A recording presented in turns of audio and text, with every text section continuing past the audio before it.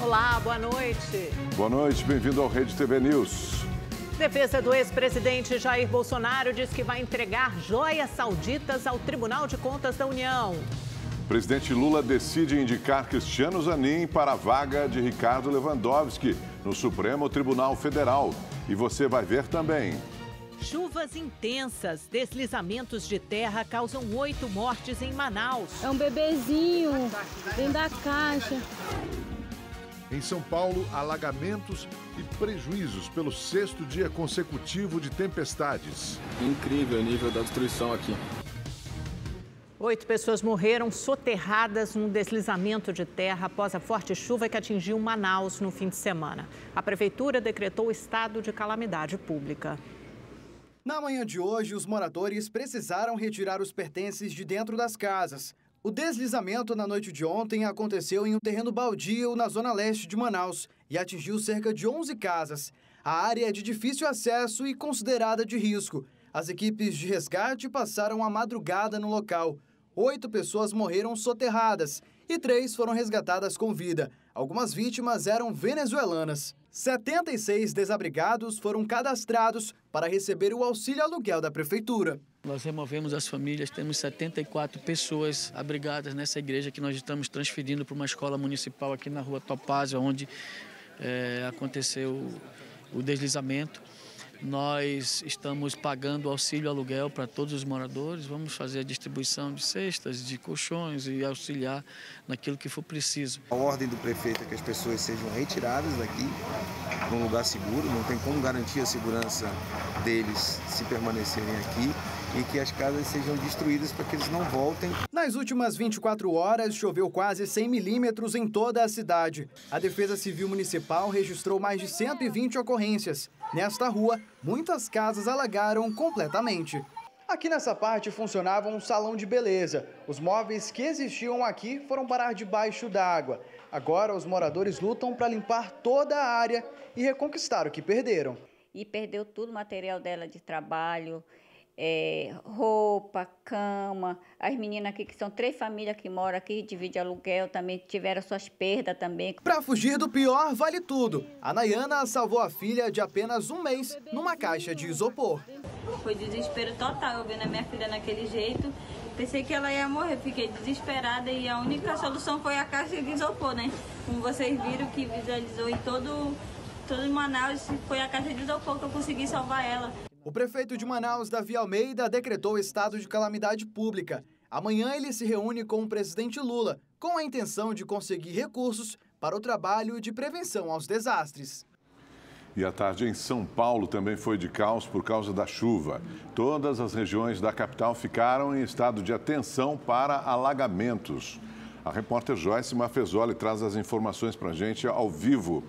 E a chuva não dá trégua, né, Joyce? Boa noite para você. Como é que está a situação neste momento?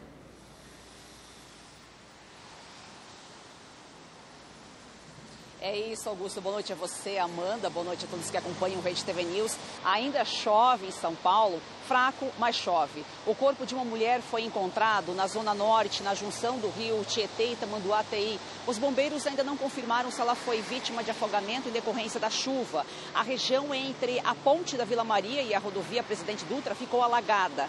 Parte da Zona Leste ficou em estado de alerta até o fim da tarde. Já na Zona Sul, no Jardim Ângela, houve um desmoronamento, mas não há informações sobre vítimas.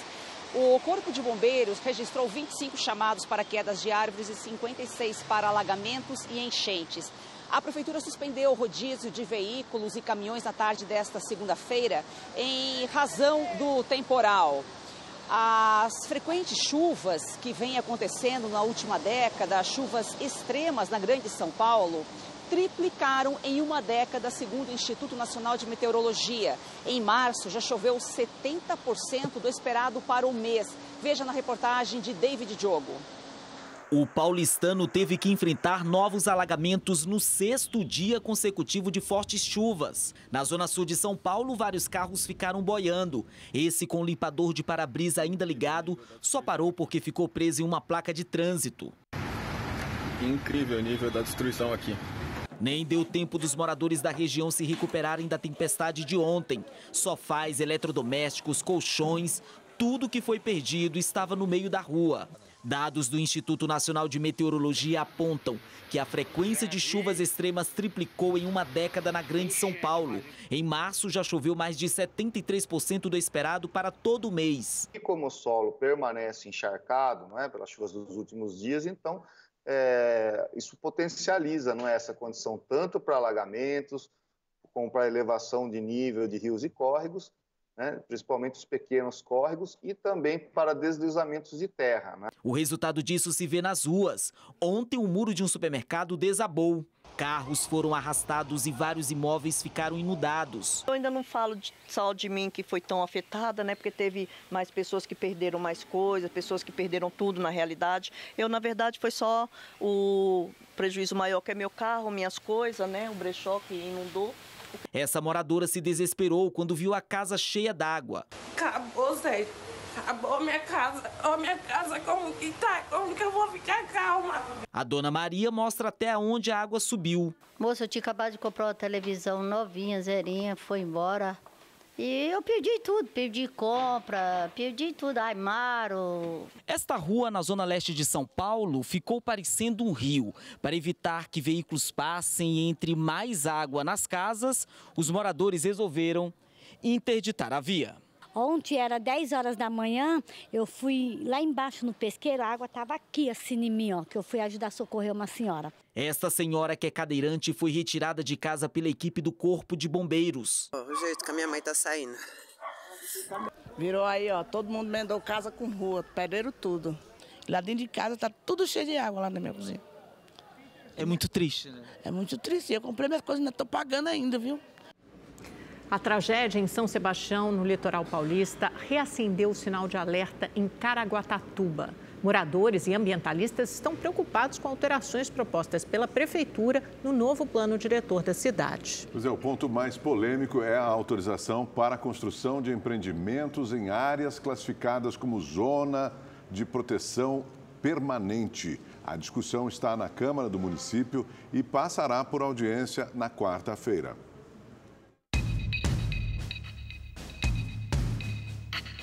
A cidade de Caraguatatuba é vizinha de São Sebastião, município castigado pelo temporal que atingiu o litoral norte de São Paulo durante o carnaval e que deixou pelo menos 64 mortos. Mais de 1.000 pessoas ficaram desabrigadas.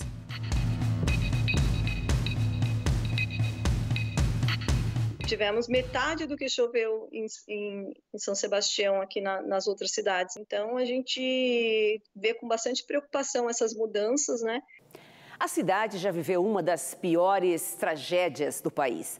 Em 1967, quase 500 pessoas morreram.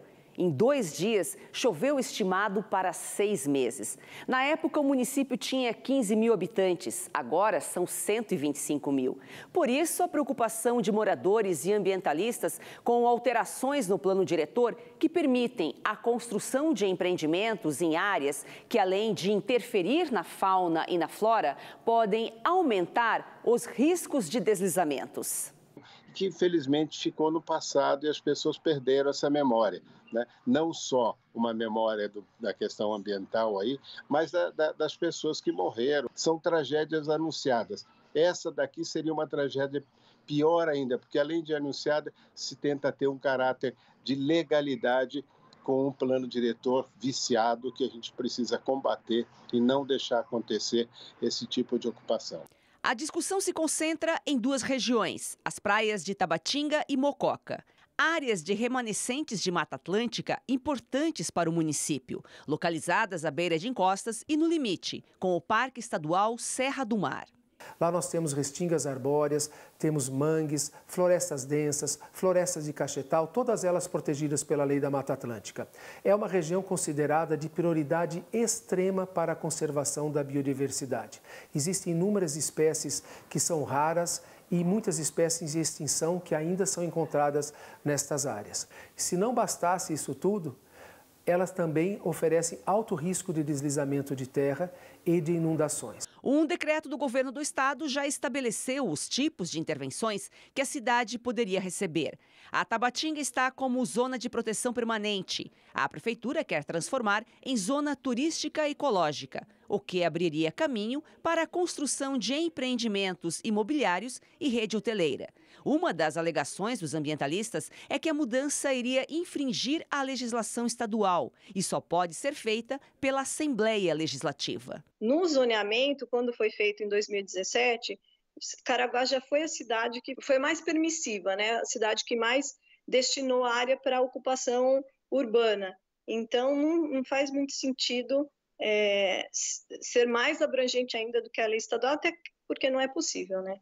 A discussão está na Câmara de Caraguatatuba. Os vereadores podem apresentar emendas para amenizar os impactos nas mudanças propostas pela Prefeitura. A segunda e última audiência será nesta quarta-feira. Vários vereadores já se manifestaram sensíveis às demandas da sociedade civil. Já se manifestaram no sentido de que eles vão propor emendas para a preservação dessas áreas. O presidente do Legislativo se comprometeu a avaliar as propostas que podem prejudicar o meio ambiente e a população. Todas as áreas que tiverem no texto construção em costa, em áreas de risco, se houver no texto, nós vamos alterar. A Câmara Municipal, através de seus vereadores, do instrumento das emendas modificativas ou supressivas, nós não vamos permitir que o texto do plano diretor permita a construção em áreas de encostas, em áreas de risco. Em nota, a Prefeitura de Caraguatatuba diz que a proposta de mudança da zona de preservação permanente no bairro Tabatinga tem como objetivo adequar o município ao zoneamento ecológico e econômico do litoral norte e que todas as propostas de alteração foram objeto de análises técnicas, tanto nos aspectos ambientais como jurídicos e legais. Voltamos em 30 segundos. O presidente Lula participou da Assembleia dos Povos Indígenas em Roraima. Ele pediu informações sobre terras prontas para serem demarcadas. O objetivo é oficializar esses processos. O presidente Lula desembarcou na manhã desta segunda-feira em Boa Vista, capital de Roraima. Na sequência, seguiu com a comitiva para a terra indígena Raposa Serra do Sol, no município de Normandia, onde participou da 52ª Assembleia Geral dos Povos Indígenas. O evento iniciou no último sábado e nesta edição tem como tema proteção territorial, meio ambiente e sustentabilidade. A proposta da Assembleia é aprofundar as discussões sobre a proteção de terras, a gestão de recursos naturais e a agenda do movimento indígena para 2023. O presidente disse que pediu à FUNAI e ao Ministério dos Povos Indígenas os dados sobre todas as terras prontas para serem demarcadas como território indígena, para que isso seja oficializado antes que outras pessoas se apoderem das terras e que o governo federal vai financiar programas agrícolas nos territórios indígenas. Eu penso que a sociedade brasileira ela está tomando consciência de que os índios e os indígenas brasileiros não estão ocupando nenhum metro de terra de ninguém nesse país. Na verdade, quando dizem que os indígenas estão ocupando 14% do território nacional, eles deveriam lembrar que os índios tiveram 100% do território nacional. E, portanto, não são os indígenas que estão ocupando 14%, são os outros que estão ocupando 86% de uma terra que era 100% dos indígenas brasileiros.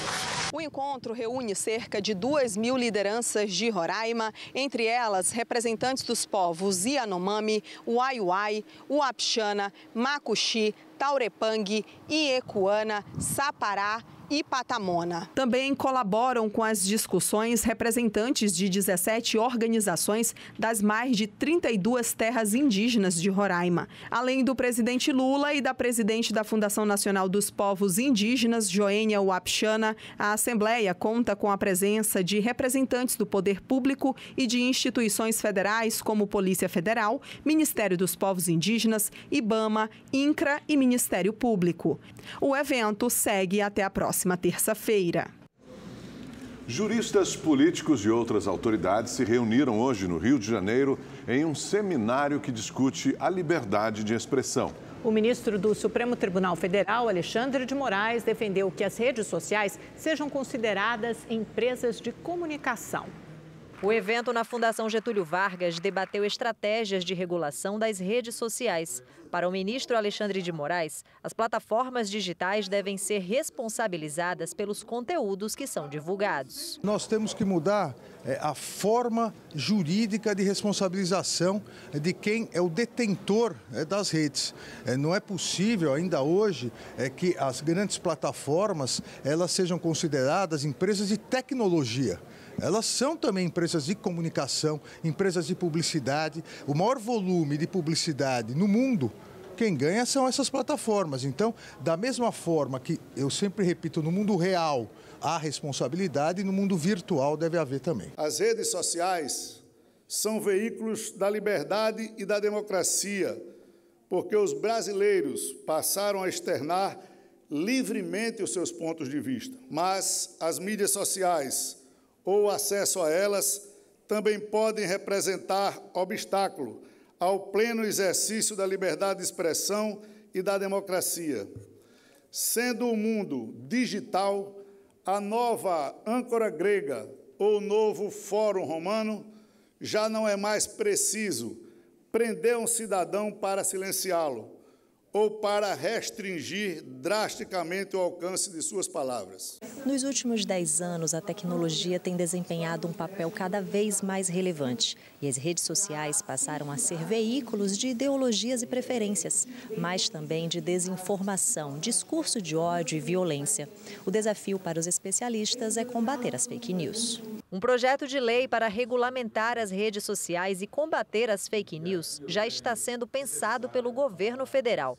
A nossa ideia inicial é que esse conteúdo seja ali aproveitado para qualificar e nós termos uma regulação moderna, adequada, que proteja as liberdades e garanta ao mesmo tempo que a internet não seja uma guerra e que haja dever de cuidado por parte das empresas e haja um sistema de responsabilidade no caso de cometimento de crimes por intermédio dessas plataformas.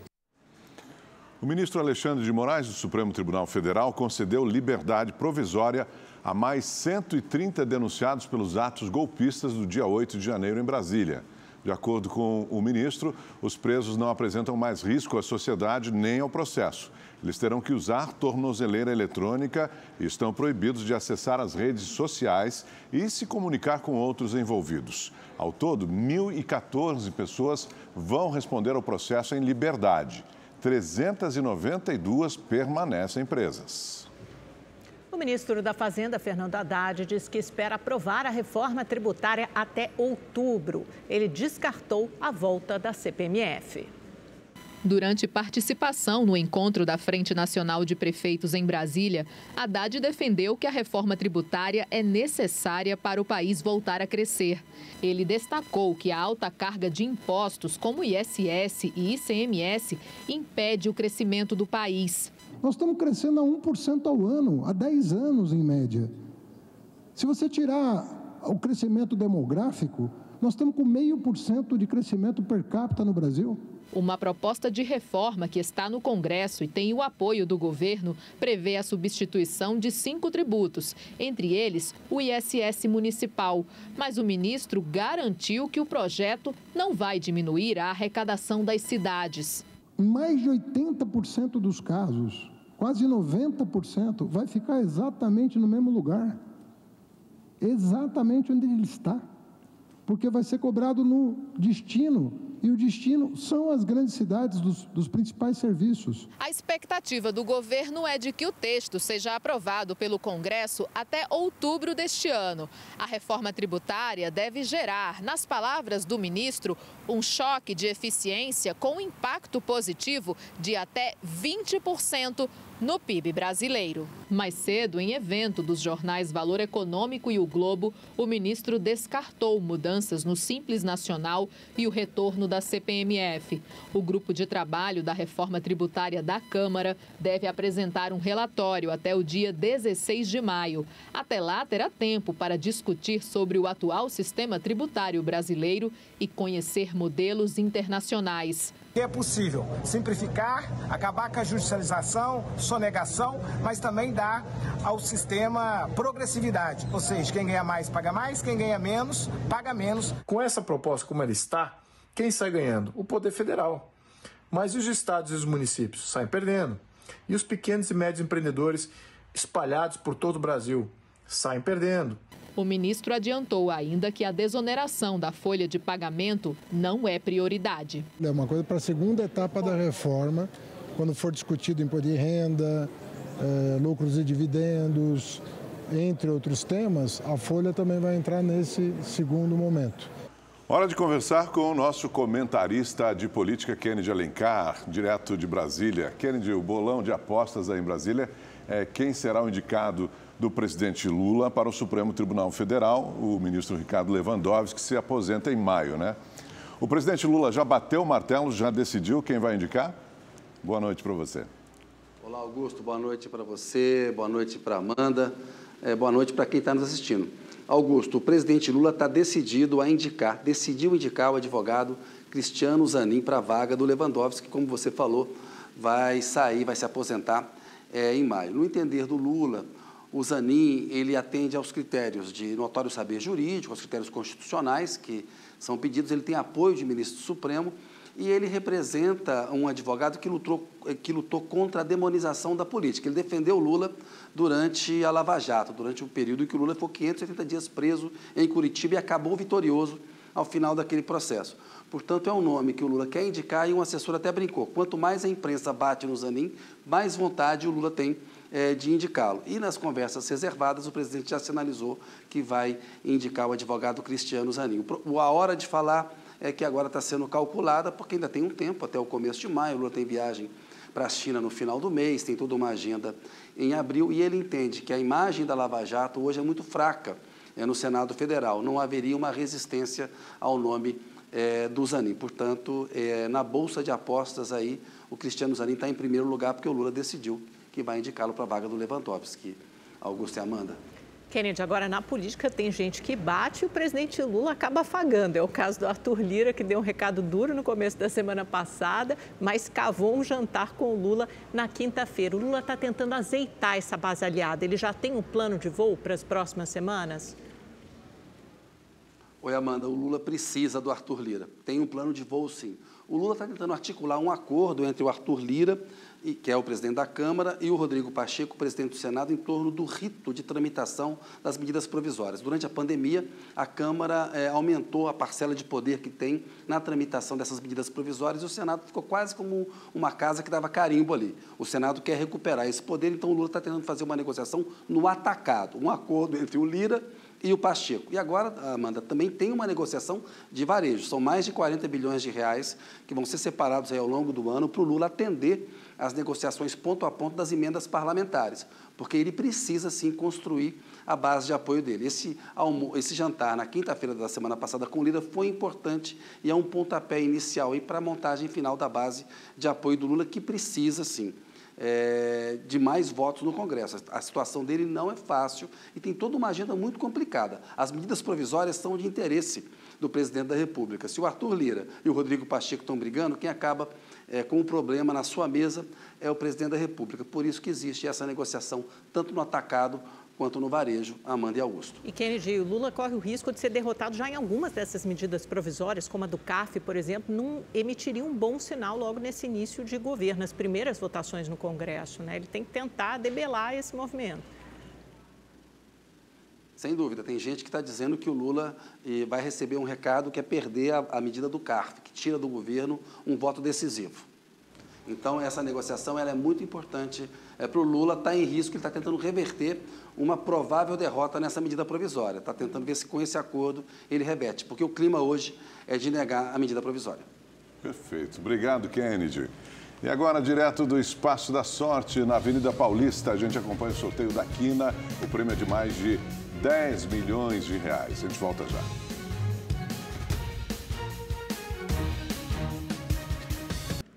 O governador de São Paulo, Tarcísio de Freitas, afirmou que em 5 meses vai entregar mais de 500 apartamentos à população atingida pela chuva no litoral norte do estado.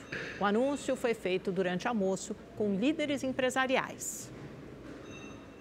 Durante o encontro em um hotel na zona sul de São Paulo, o governador agradeceu a atuação do setor privado durante a tragédia, ressaltando que a rede hoteleira abrigou os desalojados, assumindo todas as despesas, e anunciou que os contratos para a construção de moradias populares já foram assinados. No dia de hoje, a gente assina o contrato para a construção dos 514 primeiros apartamentos. E a nossa ideia é que, no mais tardar em 150 dias, a gente esteja com a chave na porta. E o mais interessante, já tem muito empresário querendo doar os móveis, querendo doar o eletrodoméstico. Então as pessoas vão entrar e ainda vão receber a casa montada. Tarcísio de Freitas falou sobre as oportunidades que as empresas paulistas terão com a implantação de um programa de investimentos em infraestrutura, como a construção de rodovias, de casas populares e a ampliação da malha ferroviária na capital e também em outras regiões do estado. Tarcísio falou também que pretende privatizar a Sabesp. É uma grande aposta nossa, como forma de trazer muito investimento, comprimir a meta para a universalização da prestação do serviço de saneamento e também com uma tarifa mais barata. A defesa do ex-presidente Jair Bolsonaro avisou que vai entregar ao Tribunal de Contas da União o segundo conjunto de joias que ele recebeu de presente do governo da Arábia Saudita. O repórter Igor Damasceno conversou com o chefe da alfândega em São Paulo. Ele explicou por que representantes do ex-presidente não conseguiram reaver as joias destinadas a Michele Bolsonaro, que continuam apreendidas. O estojo com um relógio, abotoaduras, um anel, uma caneta e uma espécie de terço árabe avaliados em R$500 mil faz parte do segundo conjunto dado pelo governo saudita e está com o ex-presidente Jair Bolsonaro. A defesa do ex-presidente confirmou a intenção de entregar os bens aos cuidados do Tribunal de Contas da União até que o destino final seja definido. O pacote foi trazido de forma ilegal para o Brasil porque não foi declarado à Receita Federal e virou alvo de investigação junto às joias que estão apreendidas. A defesa ainda não especificou quando a entrega será feita. No entanto, essa devolução ocorre depois que o Ministério Público de Contas recorreu da decisão do TCU. Na semana passada, o ministro Augusto Nardes não exigiu que Bolsonaro devolvesse os pertences, mas determinou que o ex-presidente não poderia usá-los ou vendê-los. Hoje, no Rio de Janeiro, o ministro da Justiça, Flávio Dino, disse que há várias provas na investigação sobre o caso e não descartou um possível depoimento de Bolsonaro. Em algum momento, como investigado, o ex-presidente da República será intimado a prestar depoimento. E aí, caso ele não compareça, aí sim nasce uma situação nova em que poderá ou não haver o acionamento desses mecanismos de cooperação jurídica internacional. O ex-ministro de Minas e Energia, Bento Albuquerque, deve depor aqui na Polícia Federal amanhã. Ele era o responsável pela comitiva que representou Bolsonaro na Arábia Saudita e deve explicar por que os bens não foram declarados. Bento Albuquerque também deve ser questionado sobre quem pediu que o sargento da Marinha, Jairo Moreira da Silva, tentasse reaver as joias na Receita Federal. O chefe da alfândega do Aeroporto Internacional de Guarulhos é quem comanda a equipe que barrou a entrada das joias sauditas. Ele explica que o sargento da Marinha não conseguiu reaver os bens porque foi uma tentativa informal. O presente de Estado não é objeto seu. Então você não pode pagar os tributos e a multa. O bem fica retido E aí existe um processo pelo Ministério responsável para ver se aquele bem vai ter uma destinação solicitada ou não. Mas, ainda assim, vai ter que ter a questão da falta de declaração, se vai ser relevada a falta de declaração ou não. A Controladoria Geral da União determinou que o Ministério da Saúde forneça os dados do cartão de vacina do ex-presidente Jair Bolsonaro. A CGU entendeu que o acesso às informações do cartão de vacinação é de interesse público, porque influenciariam na política de imunização contra a Covid-19 no Brasil. E nós ficamos por aqui. Uma ótima noite para você e obrigada pela companhia. Obrigado pela sua companhia. Até amanhã, 7h30 da noite no Rede TV News. Tchau, tchau.